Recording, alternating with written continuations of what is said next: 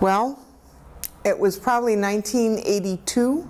I mean, if the encampment, see my memory, if the encampment opened in September of 83? July of 83. My first partner and I went on Memorial Day and planted flowers in the front yard. That was a few months after, I think she found the land in February or March. In February or March. And then we bought the land, and there was a mortgage, of course, attached to the land, and I think we had, I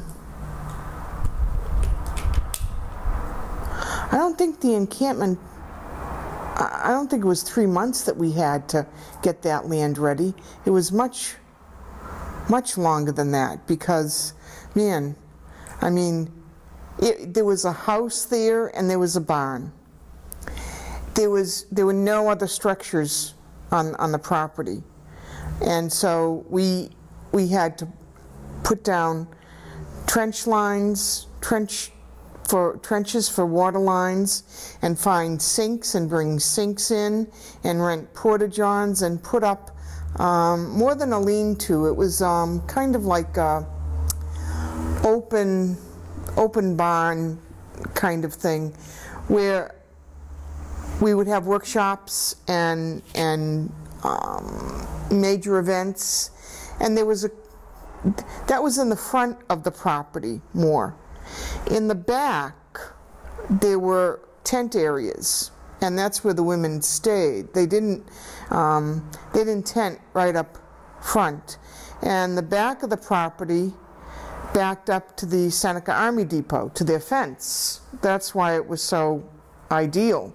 I mean, at that point in time, there was so much activity going around nuclear weapons, nuclear arms, and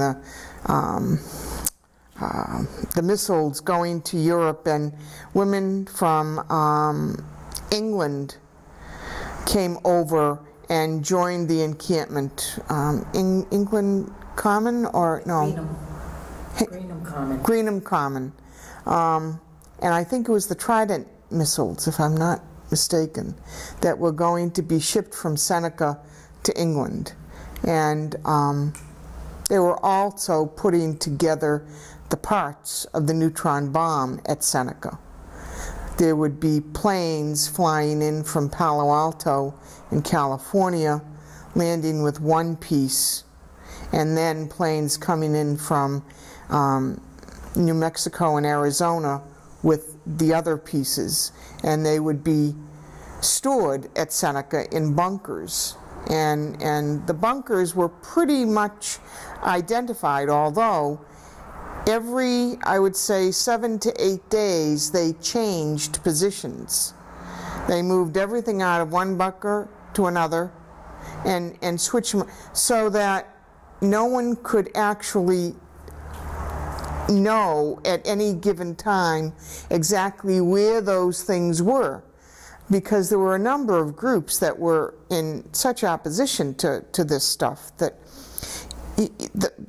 we weren't concerned about terrorists at that point, but we were, and they were concerned about people breaking in and pouring acid or whatever on those parts and destroying them. This was also in the era of the Berrigans, that, you know, when they went to Griffiths Air Force Base and took cameras and banged on the missile head of a underground missile. It was in the era of Joan Chittister, an Erie Benedictine in Pennsylvania, who was a leader in the effort for peace and anti-nuclear stuff. It was in the era of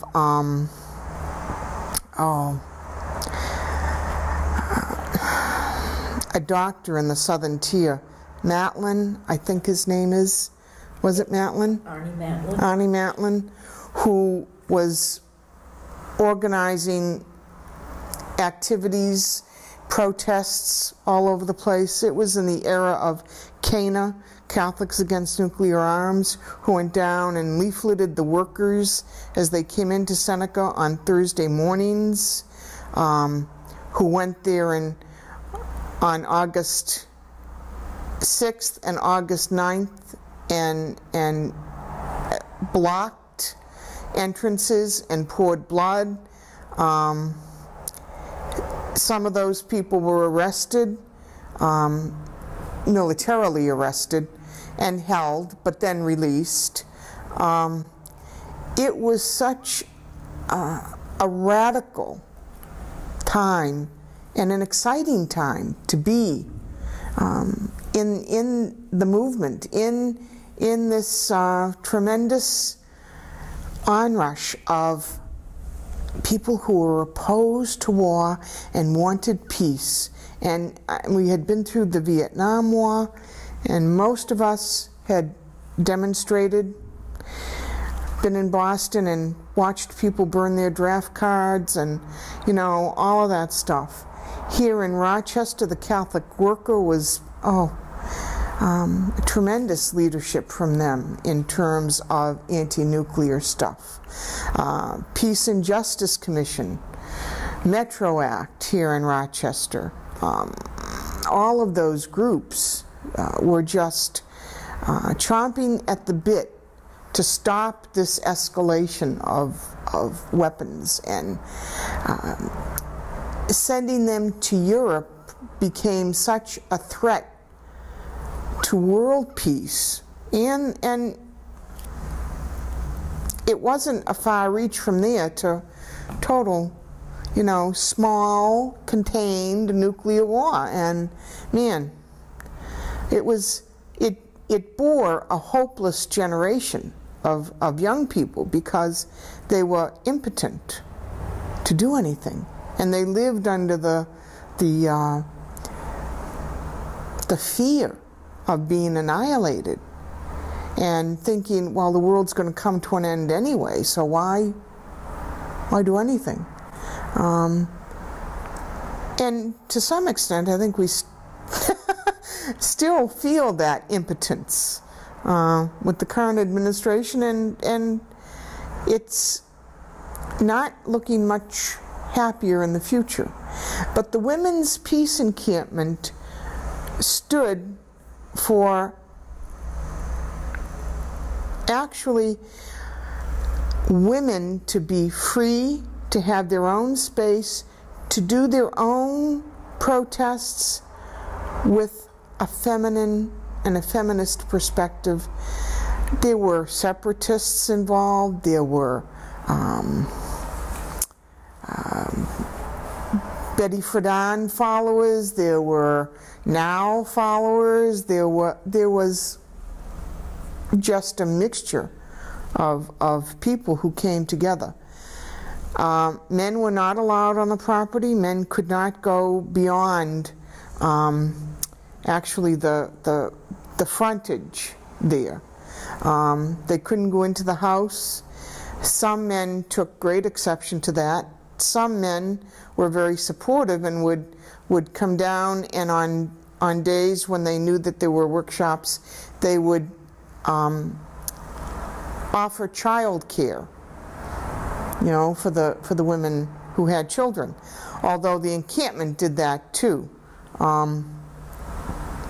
One of the women involved with logistics, Jody, was the Pied Piper of the children. I mean, they followed her everywhere, and she was just charismatic with them. They were extremely attracted to her. I think partly because she was a kid at heart, and they recognized that. But there was a great deal to do in preparation. Well, the first part was planting flowers. The second part was digging huge holes for underground storage of food. Next came the digging of trenches for water lines. Next came the preparation of a pathway, a boardwalk across the land for handicapped women who were in wheelchairs and for whom going on grass or the ground, I mean, these were fields. These weren't paved parking lots. They were, you know, they had ruts, they had holes. It was originally farmland, so it had been, you know, tilled, planted, had to bush hog everything, and there were natural barriers in terms of tree lines and bushes to separate areas, especially to separate the living area from the actual workshop area and eating area, and everyone ate in common. There was preparing meals was a huge part of everyone's day because they were cooked outside on open fire. They weren't cooked in an oven. They weren't. We had a house that had, I think it had a stove. It didn't have indoor plumbing. There was no indoor plumbing. And we bush hogged areas for women to come and tent. Women would stay anywhere from an hour to 5 weeks, 6 weeks. My part, I became treasurer of the encampment because my background is in mathematics, and I think they thought I could add and subtract and multiply and divide. I had also served as treasurer in religious life when I was a religious here in Rochester. I met in that capacity a lot of the business people in the town of Romulus and in Geneva. I knew Marcia Root very well.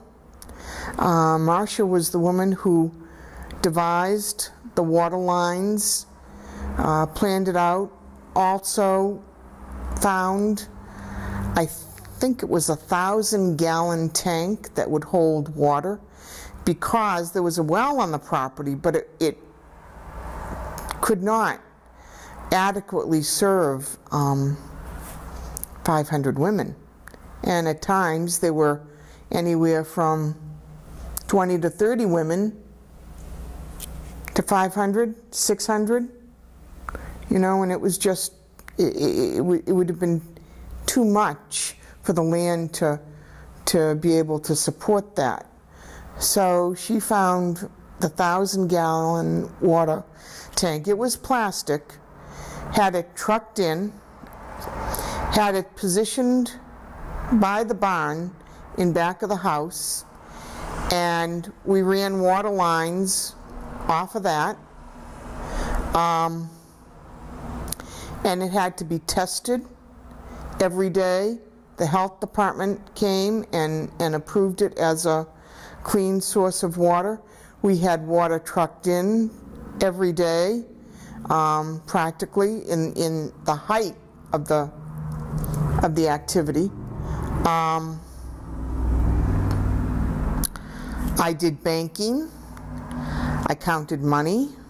I was down there 3 or 4 days a week, and would stay anywhere from 2 hours to 8 hours.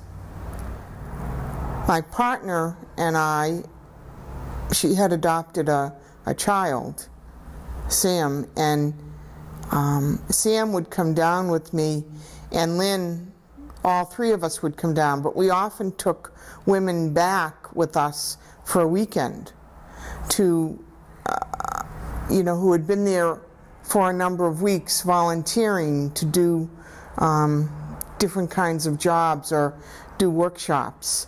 There was a healing room, and there were many women who volunteered for 4, 5, 6-hour shifts.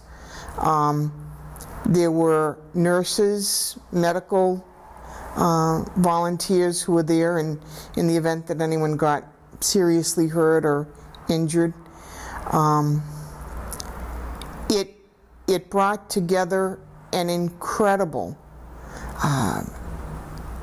variety and diversity of women: Hispanic, Black, Caucasian, Asian, English. It was incredible. It was absolutely incredible. And to my knowledge, there was never any physical altercation that took place on the property during that time. There were women of all walks of life, and really,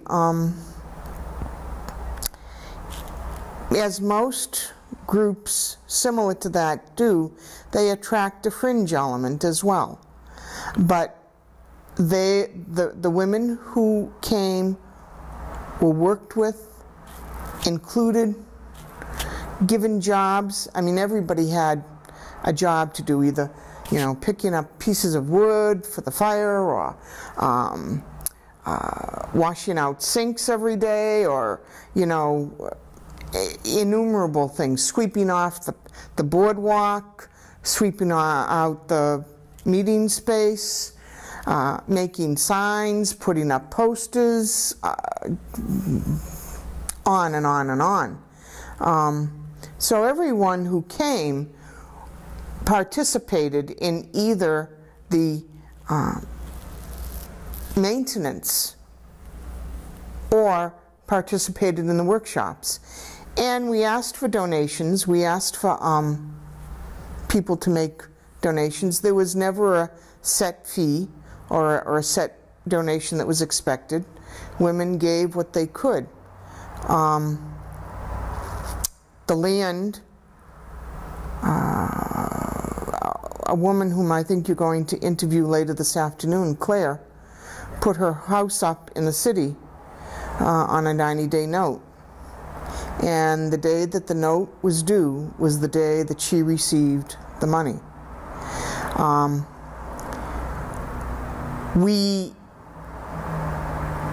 Because we were an encampment and technically a campground, we had to meet state requirements, federal requirements, and a lot of those okays and that paperwork was completed a week before the encampment was to open.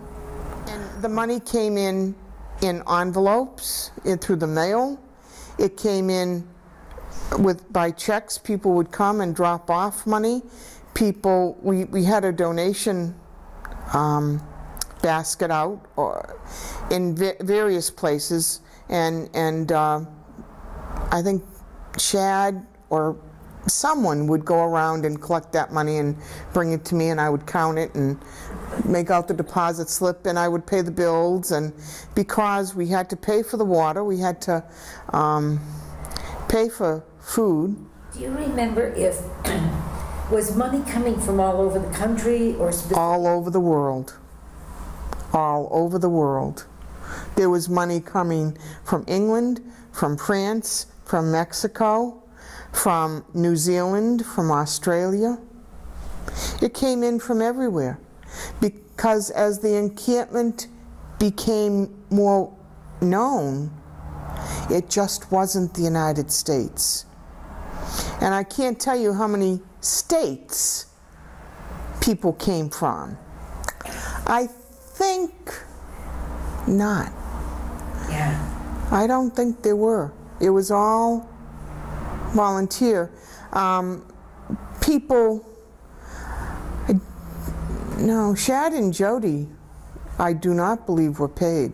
And they were the two staff people who were there 24/7 practically. There may have been some transportation, gas money payback, you know, but I don't believe anyone received a paycheck for anything they did at the encampment. People's needs were provided for. I mean, You know, the encampment provided them a house. Those who were on staff lived in the house. It provided them with food, shelter, you know, that sort of thing. But I don't believe there were any paid positions. Because I believe in the power of women. And I believe in peace. And I believe in the ability of numbers to make a difference. And we needed to make a difference. It was a very shattered, broken world. And there were many broken and shattered women who needed to regain their power and regain their strength and contribute in a way that would be recognized and affirmed. You know, I consider myself one of the fortunate ones because I didn't live in economic poverty. I didn't live, I mean, I had a job. I taught school. I had a good income. My partner had a good income. I grew up in a middle-class family and never wanted for anything. Of course, at that time, it didn't cost as much to live. But there were, and I also consider myself lucky because I never experienced the abuse, the hatred, the oppression in quite the same way as many other women had. My oppression came from a religious oppression, being Catholic and not being free to become a member of the hierarchy, and being a woman and not looked upon as someone who had a brain who could figure things out and fix things and did not need a man in her life. Many women, many women did not have that experience, you know, and part of that was giving back. Part of that was saying what I have received I need to give. And it was also a real desire to stop the violence and to stop the escalation of war and military strength and might. Because I really felt men had it all wrong. I still believe that. They have it all wrong. And in my own life, you know, as I say, I was very fortunate. I grew up in a family in which I knew I was loved. I knew I was cared for. I knew that no matter what happened, I could, quote unquote, go home. I never doubted for a moment that I would be taken care of by my family.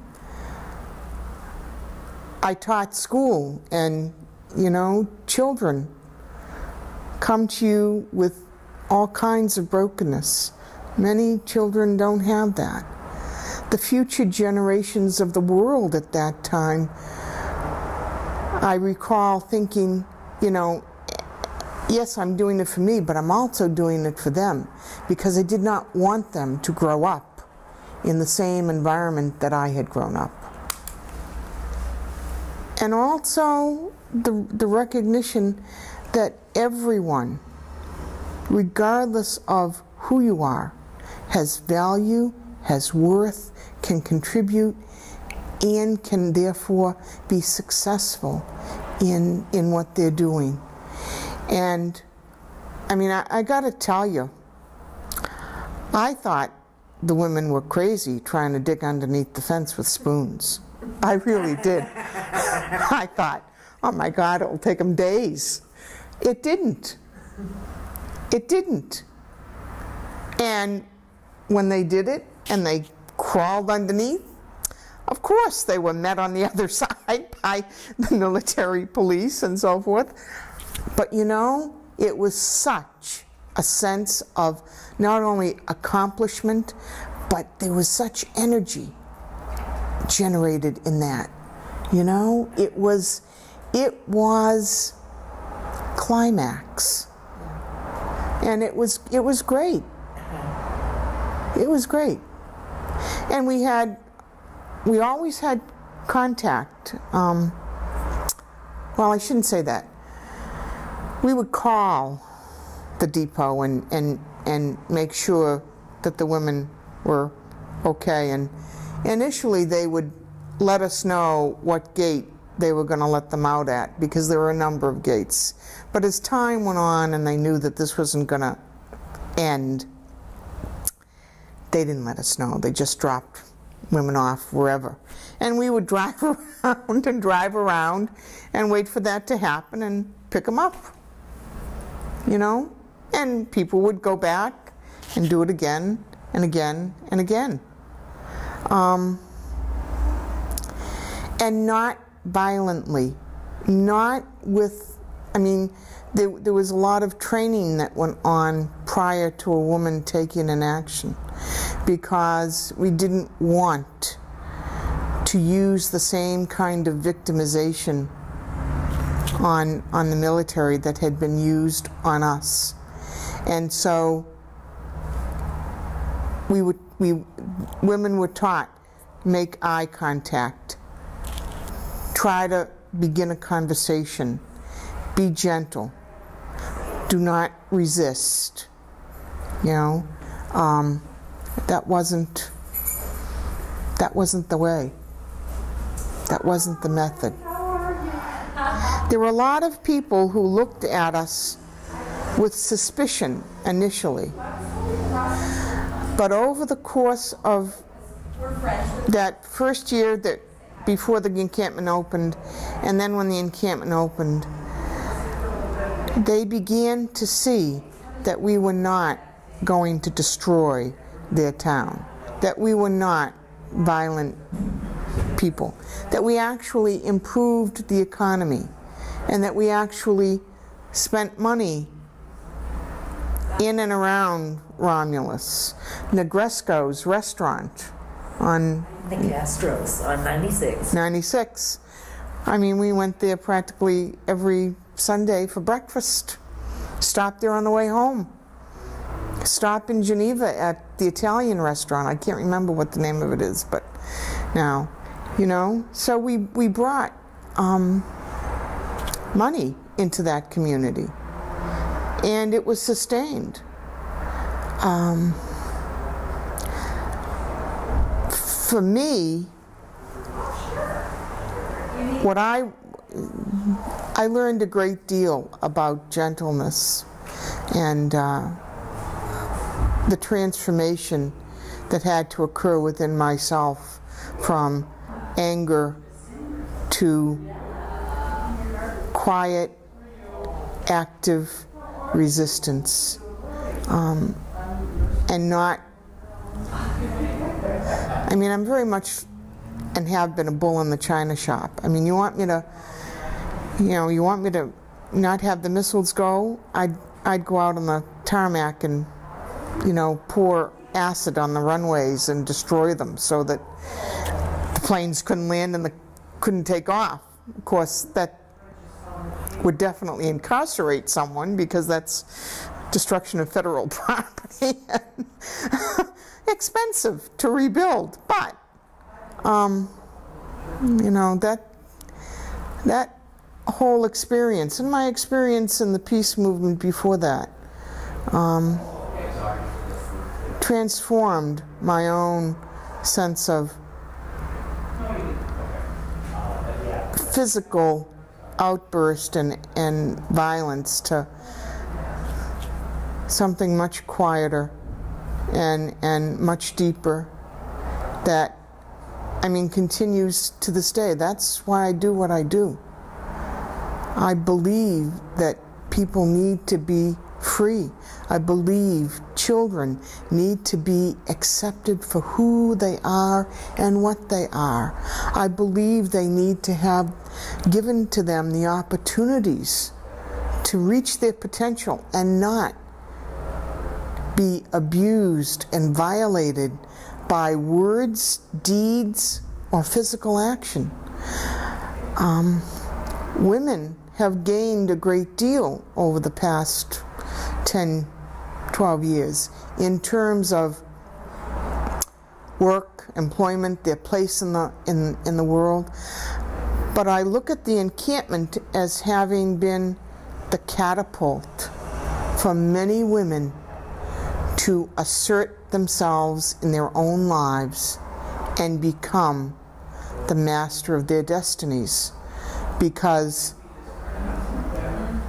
they were able to do it. They were able to come and dig and participate, and whether the action was small or large, it didn't matter. They were able to respond in a non-violent way to what they were experiencing, and they were healed by that, and they were given life that infused not only in them but in the people and their children a tremendous sense of pride and a tremendous sense of encouragement to continue, to not give up, to work, to persevere. Those are hard things to learn, and you only learn them by experience. And people shared their stories, and in sharing their stories, women gained strength by the recognition that they were not alone, that actually our stories are very common and very similar, that color, religious belief, whatever the differences were in terms of external realities, the internal realities were the same. We each experienced pain. We each experienced depression. We each experienced walking a journey in which we hungered and thirsted for freedom and to love ourselves and to be loved by others. The encampment did all of that. Every woman who came was affirmed in her own right and told nothing is impossible to do. Alone, maybe, but together we can accomplish great things. And there was a spirituality to the encampment. It was based on the sisterhood, on celebrating the equinox and the season spirituality and that sort of thing. There were Sufi dancers who came. There were religious women who came. There were monastic people, women who had a bent toward monasticism came. Why? Nowhere else in the United States or in the world could you have a community made up of women who were for each other in opposition to the military establishment that was male. And that military establishment took on the face of a batterer. It took on the face of an abuser. It took on the face of someone who said, no, you can't do this. No, I'm not going to hire you. No, you're not good enough. No. It allowed women to refute all of those statements and gain the power back. Take the power that they have by the mere fact that they're alive and that they are women, and use it and feel it and establish within themselves that reservoir of strength that allows you to continue to live and grow, because that was the environment, that was the culture, that was what we were about, as well as the opposition to the military establishment. Boys, I think up to the age of 12 were allowed to come to the encampment. Anyone older was not. Because if a woman had young children, obviously you couldn't stop her at the gate and say, separate the boys from the girls, you know. But older, you know, teenagers, older youth were not allowed to come on the land. Once in a while, in the beginning, there were hecklers who would come and demonstrate against us. Mostly men who were insecure and really felt their power diminishing because they couldn't control us and they couldn't tell us what to do. But that subsided. That didn't happen. Happened in the beginning, but after that, not. I went to meetings to determine what should happen to the land and how the land should be used. And there was hour after hour after hour of discussion, and the majority of us felt that the land should be continue to be women's space and for peace, and not be utilized by other organizations that had a male component, or, you know, that it should be women's land and women's space. Part of the problem was that maintaining that property and even paying the taxes.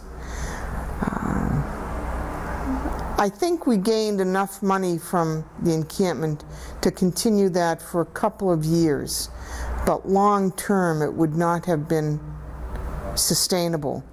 There was an education component that was built into the encampment, and the women who continued to live in Romulus at the house went out and spoke and did speaking engagements, and there was some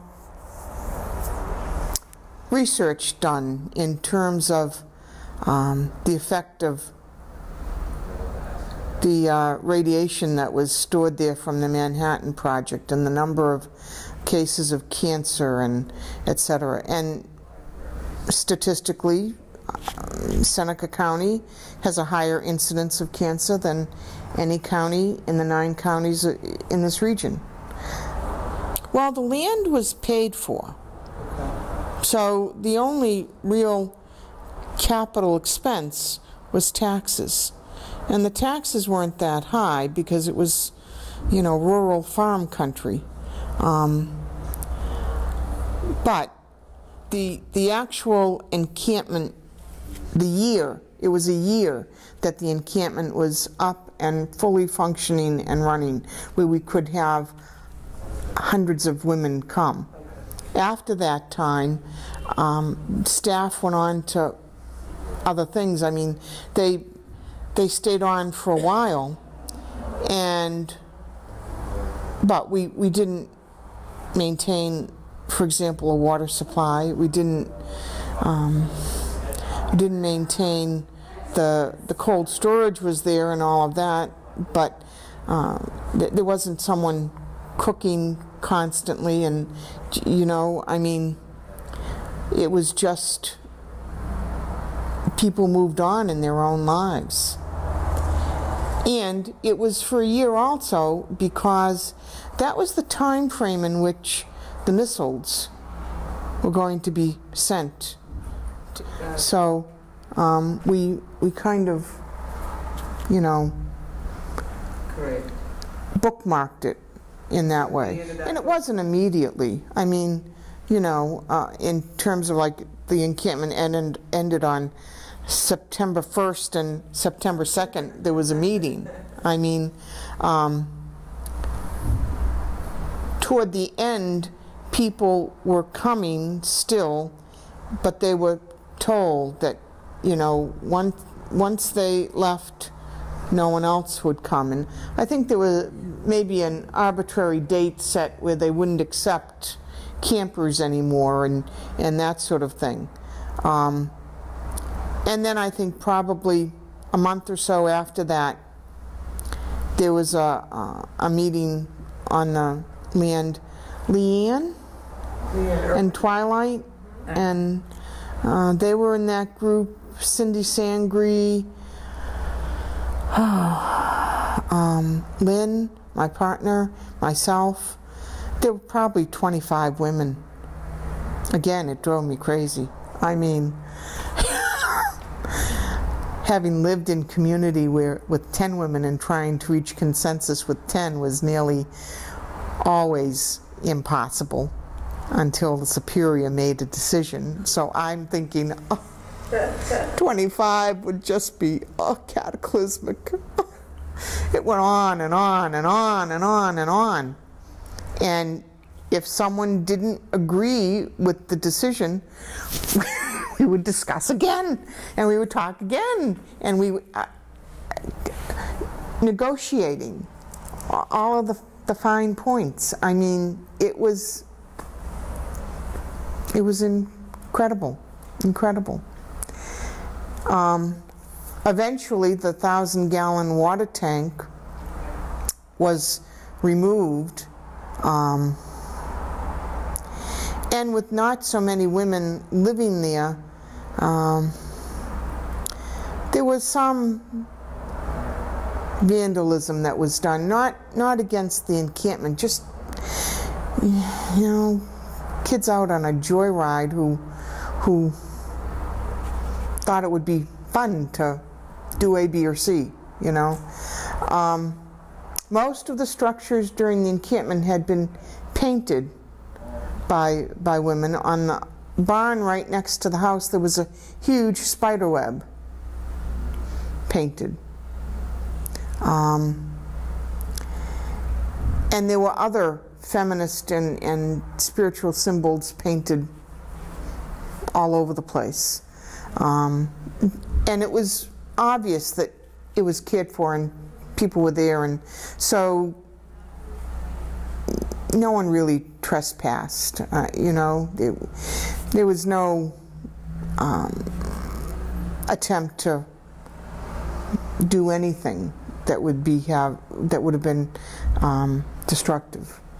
But as time went on and the land became less used and fewer people there, then, you know, the dirt bikes would come in and tromp in the back, and you know, kids, yes, but less involved because,